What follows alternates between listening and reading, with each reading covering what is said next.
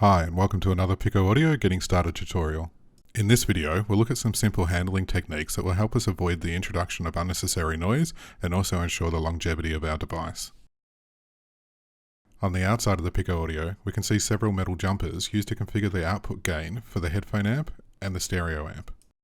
These gain control pins are connected to both power and ground on the amplifiers, and if touched during operation, will introduce noise to the system.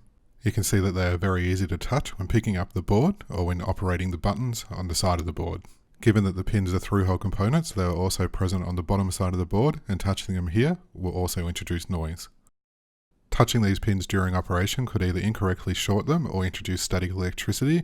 This may result in a protective shutdown of the audio amplifiers. If this occurs, the amplifiers will remain shut down until the board is power cycled. Included with your picoAUDIO package are some 3D printed parts to help address these issues.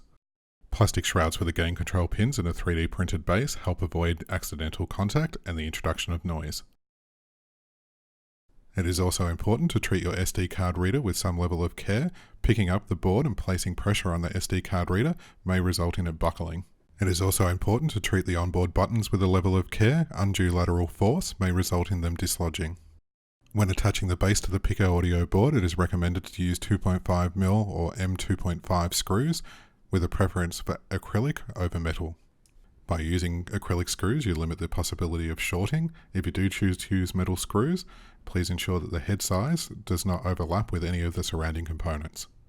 Do not over-tighten your screws, as doing so may result in crushing the board and damaging the external or internal layers of the PCB. I hope these few simple tips help ensure that you enjoy your picoAUDIO well into the future.